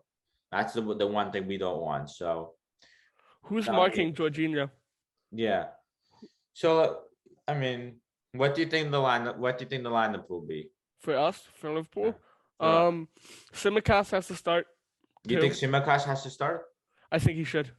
Hmm. If he's played super well against Burnley and Norwich, and I think we should give him a taste of real opposition. And if he does play like he was playing, he's gonna be like he could be the key that puts us over the hump. You know what I mean? Yeah, I've been listening to a lot of the But I also understand the perspective of putting a more experienced. yeah. So this is my thoughts of it. I've seen a lot of football, like fantasy football managers, the experts in it. All of them are saying sell Simicast. A lot of people are getting Simicast, which I think is the wrong time for FBL to get him. But everyone's saying don't, like the experts are saying don't get him, sell him because he's going to, because the thing is that he's going to not start against Chelsea for 100% if Robertson is there. But so I don't agree with that. I think it's going to be a choice of Klopp to It's gonna be a last minute whether he decision. starts. But if Simicast doesn't start, he has to come in as a sub. If it's a 1-1 game, Well, he could be the big difference. He can make that assist like he did last game. He could be yeah. that So big playmaker. my thoughts with Shimikas for this game is kind of this, like we don't know whether we played 2 games right now. We played Norwich and Burnley. Both games really didn't involve too much defending, to be honest. It was more of an attacking fullback position, which he did really well. This game is going to be the biggest test. So I think it's you're gonna have Klopp is gonna have a big decision to make either way. Whether it's Simicas, a player who has played amazingly well in those first 2 games, but we don't really know how he could perform against a team like Chelsea, who's very dangerous, who on the attack they'll have Reece James from the wing back position. You saw how Tierney was out position against Chelsea, and that gave Reece James the freedom down that right hand side. Mhm. So, and Tierney is one of the best left backs in the world. Yeah, so that's gonna be very. So that's a thing that Klopp will have to consider when starting, if he starts Simicas or not. But how much better of a defender is Robertson for a team like Chelsea? Yeah, but so that's gonna be uncertain. And then they also they have players like Lukaku, Mount, Havertz, Werner. So it's gonna be a lot more of an attacking team. And Chelsea are the ones who are gonna keep the ball more than Liverpool. Which is so about Robertson, we know he's very experienced, right? He's experienced. He's played against Chelsea before. He's familiar with our back line a lot more than Simicas, and Robertson is still more familiar. But the question is whether he's 100% fit. I think if he's 100% fit, if Robertson's 100% fit, he starts over Simicas. So that's the other question. I mean, what do you think? What do you think? If Robertson is 100, if we like Klopp sees something in practice that makes him say Robertson's like perfectly healthy, ready to go, then I'd start Robertson just for the experience. But Simicas has to come in at some point in this game, and I think he will be a late sub because I also don't know how long Robertson's, if he's going to play the entire game. You know what I mean? Yeah. No, that's a good point as well. But I mean, I think I don't know. It's a good point, but I do think Klopp will not change the back four too much. Like I don't think he's the type of person to do that. So I think whoever starts in left back will play the full game. Mhm. That's why I don't think Simicas. If Simicas doesn't start, I think that means Robertson 100% fit. That he's going to play the whole game, because I don't think Klopp is going to take away the stability in the back four.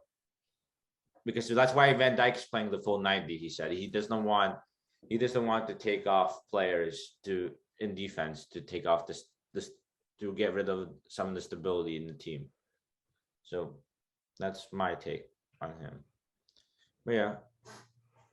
So I guess Robertson is smarter. So if you put Robertson, Van Dijk, who's next to Van Dijk? I think Matip is definitely going to start. I mean, Konate would be a very interesting guy to start.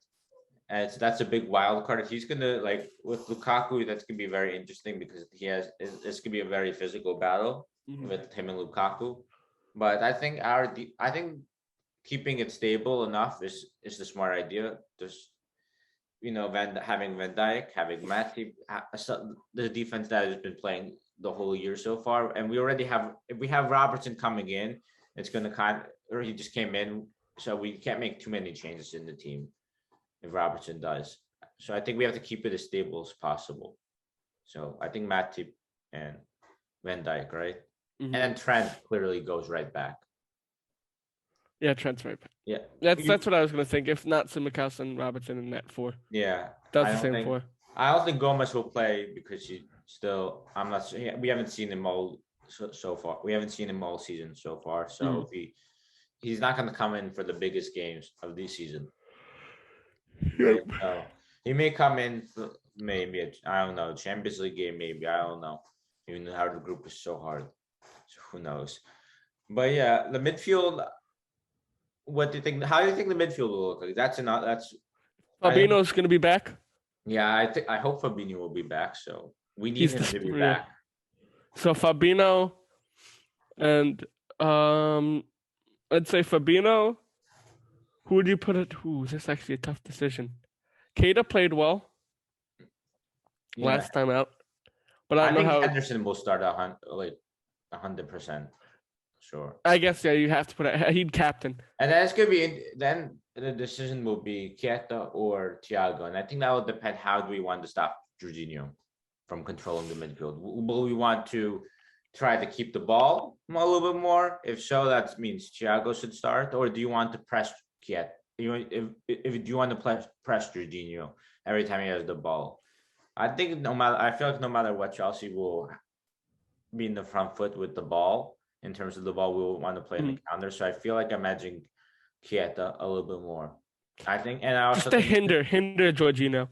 Yeah, and I do think we need to play Keita as long as he's fit, and as well as, to be honest, I think. But I think overall, the first choice midfield will eventually be the Fabinho, Henderson, and Thiago. I think Keita has had a decent run in the team. Don't want to if Robertson comes back, we don't want to really take away the stability of the team as well. Only one change will be, I think, good enough. I mean, who do you think should start between those two? Keita right now for this game. Keita, yeah. He's fully healthy. Thiago will be a good sub to come on. Oh yeah. Need to control the game. He could definitely do that. Oh yeah. And yeah, the front three is going to be.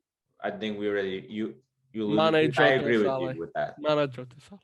Yeah, I mean Firmino is the other call, but I think Jota's just been playing too good. You can't take him out. Yeah, I mean Firmino. The thing what I heard people say, which is a good point, is that Jorginho. I mean Firmino is that false nine, and he could also press Jorginho as well in that role and stop Chelsea from controlling it too much. But I think in this game, Jota's in good form. I think we have to start him. I think if maybe Firmino comes on later, it'll give us it'll give a different dimension. It'll maybe cause Chelsea a little bit more confusion mentally, because as the game goes on mentally, it's gonna be, and we decide to change how we play. That's gonna be interesting of how Chelsea handle that. So I think that would be. I think Jota could press as well, to be honest. He's good. Not as good as Firmino in that aspect, because Firmino is one of the best at what he does. But Jota is capable of playing that role as well. I feel like also Jota right now just had a better eye for goal than anybody else on the team. Yeah, I agree. There's sometimes even Salah, where Salah would have a good scoring opportunity, and you could see him holding his foot back from kicking the ball. Like you want to wait a second longer. And always I remember when he tried to pass it to Mane against Norwich. Yeah. Yeah, I agree. But I think the other question mark will be whether is how we play against Lukaku, because I think we cannot go as tight on Lukaku. What we need to just make sure we block the passing lanes, and if Lukaku gets the ball, we need to the defenders need to step back rather than be tight at him, because we saw how Pablo Mari was going tight at him and Lukaku just embarrassed him. Mm-hmm. It was just a comedy show. So we cannot let Lukaku be in that battle. It cannot be a Van Dijk versus Lukaku battle because Lukaku is a beast in what he does. We need to set up being smart. Take a step back. Wait Lukaku until is the an right time to ankle tackle snatcher. him. Wait until the right time to tackle him. Mm-hmm. That's what we'll have to do. And I think Fabinho will have a big role there too, because there's gonna be a lot of aerial duels that I think Fabinho will be responsible winning from Lukaku more rather than Van Dijk or Matip. So yeah, I think it's gonna be a very interesting battle. I agree. Do you think we'll struggle or it's gonna be a tough game, but I don't think we'll struggle. It's just gonna be a tough and annoying game. Yeah, it's definitely a fun one. Yeah, I mean, we played Chelsea last time. We lost 1-0. It was just, but I'm kind of writing that game off because because that game was just no fans. Fabinho and Kabak were center backs. I mean, that's all I have to say. Yeah. Another thing that I found interesting from Tim, that Tim mentioned that like as a Chelsea fan, he's very confident that he's confident about that playing against our defense because all of them were injured recently and they're getting back into fitness. So whether it's Trent came back from injury, Van Dijk came back from a very long injury, and so has Matip, and Robertson just came back from injury. So, and Tsimikas starts, he's the only one who hasn't been injured recently. What do you make about that point? Do you think that's going to affect us, or do you think we're going to? Well, I think they've played well. I think like the three of them played a lot already, but this is their biggest test. Yeah. I mean, what do you think? I don't think it's really going to hinder us as much because they've kind of gotten back into form already, but it could definitely have a negative effect.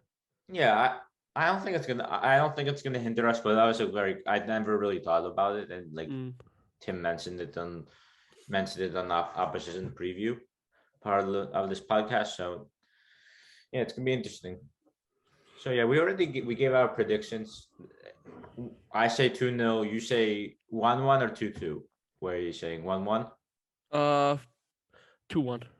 Oh, you're saying 2-1. Yeah. Yeah. You think it may be a draw, but you're more optimistic. Yeah. Okay, let's see. Before we end this episode, let's see the other games. Man City, Arsenal. Man City is gonna win 3-4-0. Yeah, it could be. I think it's gonna be 2-0, to be honest. Yeah, and then the other game is gonna be Wolves Man United. Ronaldo's not there, so just what do you think? What's your? I don't know. I think 1-1. That's fair. Yeah.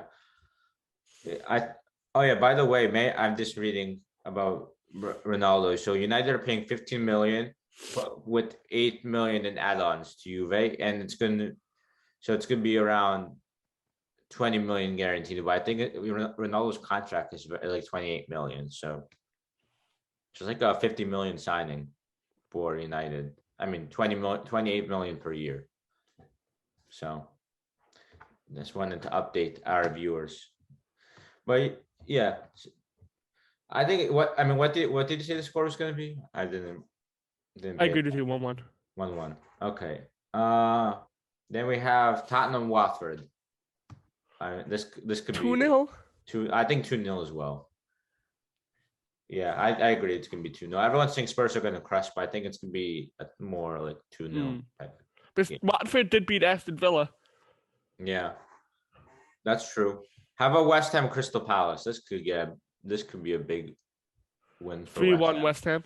Yeah, I think it's gonna be 3-0. 3-0. Crystal Palace are in big trouble, I think.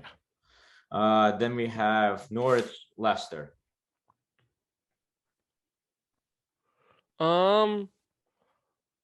Leicester was disappointing last time, but it is Norwich. But it was Leicester. It should be 2-0 Leicester, but it could be like a 1-1 draw even. I think it's going to be like 3-1 Leicester. Yeah. Norwich are just not good enough. I mean, they had the worst start of the year. I mean, along with Arsenal, they both have terrible starts. So, yeah, that'll be. I mean, that's all the games, I think. So, Yes, I mean it's been a crazy, honestly, crazy transfer window, crazy week. I mean, do you think there's gonna be more signings? There could be a shocker, like one last shocker. When does the window technically close? 3 days. Yeah, Well, I mean, we had Messi, Ronaldo move in the same transfer window. exactly. And Saw then that we have coming. Lukaku moving. We have Varane moving. We have, I don't know who else moved. Mbappe may move. Mbappe may move. Remember, Mbappe may go to Real Madrid. Oh yeah, to be out. Meanwhile, we're just being quiet. We're just sitting there, and we're just sitting there enjoying the action. Well, maybe we're not enjoying the action, but you know what I mean. You Oh, good, Dylan? yep. Sorry about that. Is that all? Like, what other matches? Now my throat's all clogged up. What other matches are there really talk about? I feel like there's nothing really that Yeah, substantial. they're asking. No, I think that's probably we're gonna end it there. How do you feel about United? What we have? United play Wolves, so I think we discussed everything, to be honest. So yeah, I think we're gonna end it there. Hopefully we get the win tomorrow for Chelsea. It's gonna be I think it's a tough game, but if we do win this game, it's gonna be a huge win for Liverpool this year. Against a top contender, right? Yeah, definitely. This is already one of the biggest games of the season. Yeah. It's good, and if we like whoever wins or loses, this gonna have a big effect heading into international break. Oh, all the momentum, yeah. Yeah, it's gonna be very exciting. Everyone's confident at the moment, so we'll see where the confidence from all the teams are gonna take us.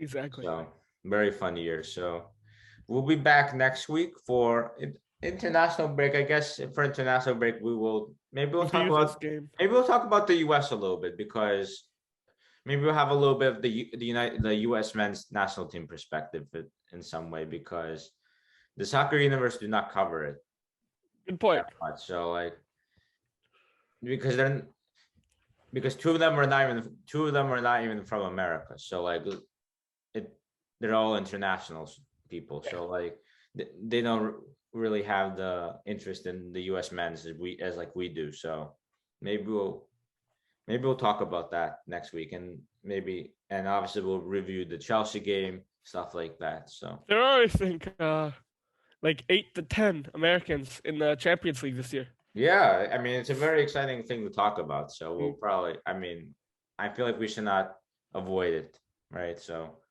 that'll be fun to look forward to next week. But yeah, I mean this weekend should be fun. Transfer deadline day is still to come, so we'll still, even though it's international break, we'll still have a lot to talk about. Yes, 100%. So it's gonna be fun. So we'll see you all later. We'll see you for episode 24 next week. See you guys.